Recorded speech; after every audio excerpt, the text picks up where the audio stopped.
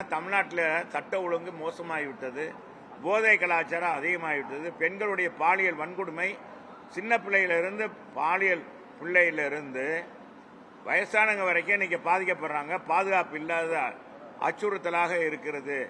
இதை கண்டித்தும் தான் இந்த ஆர்ப்பாட்டம். இன்றைக்கு அந்த ஆர்ப்பாட்டம் முழுமையாக வெற்றி பெற்று விட்டது. இதற்கு முன்பாக எங்க பொதுச் செயலாளருக்கு ஏதோ சுக்கர தேசம் அடிக்குதுன்னு நினைக்கிறேன். ஆமாங்க, அவர் தான் அடுத்த முதலமைச்சர். அது சுக்கர தேசை எப்படின்னு பாருங்க. கமலஹாசன் இதுவரைக்கும் என்ன செஞ்சாரு? மக்கள் நீதி மய்யம் கட்சி என்ன தானே? ஆமா, அந்த கட்சியினுடைய டார்ச் லைட்டே புடுங்கிட்டாங்க திமுக. அப்படி இருந்து அந்த கட்சி கூட இருந்தாரு. அவரும் இன்னைக்கு என்னன்னா குதித்து எழுந்திருக்கிறார். இன்னைக்கு அவர் வலைதளத்தில் எக்ஸ் தளத்தில் என்ன போட்டிருக்காருன்னா, தமிழ்நாட்டில் என்ன சமூக நீதி, என்ன சமூக பாதுகாப்பு இருக்கு, பெண்களுக்கு குழந்தைகளுக்கு பாதுகாப்பே இல்லாத தன்மை இருக்கு, மிக மோசமாக இருக்கு, அப்புறம் என்ன முன்னேற்ற போறோம் தமிழ்நாட்டை அப்படின்னு அவர் பேசியிருக்காரு. அது வலைதளத்தில் முதல் பக்கத்தில் ஒரு பத்திரிகையில் வந்திருக்கு. இன்னொரு பக்கத்தில் வந்து தமிழ்நாடு முன்னேறி இருக்கிறது சொல்லி நம்ம முதலமைச்சர் அவர் படத்தை போட்டு விளம்பரம் கொடுத்திருக்காரு எல்லா பேப்பர்லயும். இதுதான் முன்னேறு, விளம்பரம் கொடுத்ததான் முன்னேறு. அப்பா நானும் பார்த்தாலும் பார்த்தேன், ஆனா நம்ம முதலமைச்சர் ஸ்டாலினை போல பார்க்கல. 1000 ரூபாய் படத்துல பார்த்தாலும் பார்த்தேன், நான் உன்னை போல பார்க்கலன்னு ஒரு பாட்டு இருக்கு. அது மாதிரி பார்த்தா யாத்து பேப்பரை திறந்தா அவர் படம் தான். ஒன்றுபடுவோம், நீரை காப்போம், மக்களை காப்போம். எங்க மக்களை காக்க போறீங்க? பெண்களுக்கே பாதுகாப்பு இல்லையா முதலமைச்சர்? இன்னைக்கு அந்த கூட்டணியில கட்சியில இருக்கிறவங்களே இன்னைக்கு கமலஹாசனே இன்னைக்கு எவ்வளவு அவரு பொறுமைசாலியா இருந்திருக்காரு பாருங்க. அப்படி இருந்து கமலஹாசனே இன்னைக்கு போர்க்குடி உயர்த்தி இருக்கிறாருன்னா எந்த அளவுக்கு இந்த பாலியல் வன்கொடுமை தமிழகத்தில் நடக்குது, பெண்களுக்கு எவ்வளவு அநீதி இழைக்கப்படுகிறது என்பதற்கு ஒரு சான்று. என்னன்னா என்னங்க நீங்க இதெல்லாம் நீங்க தான் கேட்டீங்க, நான் சொன்னேன். எங்க கட்சியை பொறுத்தளவுக்கு கூட்டணி பலமாக இருக்கு. மக்கள் பொதுவாக கூட்டணியை வச்சு வாக்களிக்கிறவங்க கிடையாதுங்க. அந்த ஆட்சியை நடத்தின ஆட்சியினுடைய நன்மை தீமைகளை அகராய்வாங்க. ஏமா அப்படித்தான் நம்ம செய்வீங்க?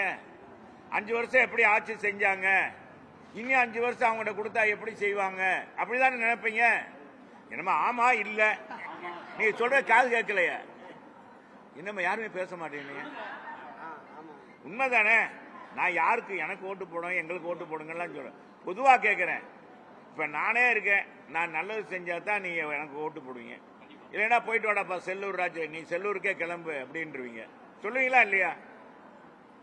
நீ ஒண்ணுமே செய்யல, அப்புறம் நான் ஓட்டு கேட்கிறேன், உனக்கெல்லாம் ஓட்டாக்கும் ஓட்டு அப்படின்னு சொல்லுவீங்க. ஆனா பொதுவா மக்களுக்கு நல்லதை இந்த அரசாங்கம் செய்திருந்தால் இவ்வளவு விளம்பரம் தேவையில்லை, இவ்வளவு விளம்பரம் தேவையில்லை, இவ்வளவு ஆடம்பரம், இவ்வளவு நாள்தோறும் பத்திரிகை, டிவி. இப்ப எது வருதோ வரலீங்க டிவியில.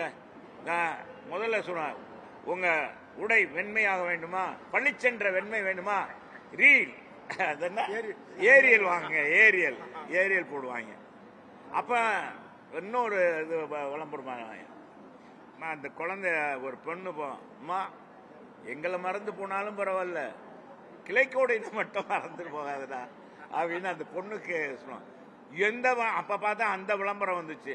இப்ப பார்த்தா எதோ எடுத்தாலும் நம்ம முதலமைச்சர் விளம்பரம் தாப்பா. அப்படியே என்ன மாதிரி விளம்பரம் போடுறாங்க. அப்பா அதிகமான இது பூரா மக்களுடைய வரி பணம் தான். இது போக இது மக்களுக்கு கொடுக்க கோடை விடுமுறை பரிசு 2000 ரூபாய் அப்படி இப்படின்னு கொடுத்து எல்லாத்தையும் தீட்ட போறாங்க. ஏற்கனவே சும்மாவே வரி போடுவாங்க, இனி இதையும் கொடுத்து இன்னத்த வரி தீட்ட போறாங்க. சரி வாங்க தம்பி. அழிக்க வேண்டும் என்று நினைச்சவங்க எல்லாம் சொன்னவங்க எல்லாம் இடம் தெரியாம போயிட்டாங்கன்னு வடிவேலு நம்ம வைகை புயல் தானே, வைகை புயல் கொடுக்கட்டுங்க. வைகை புயல் பேச பேச திமுக அடைந்து போகும்.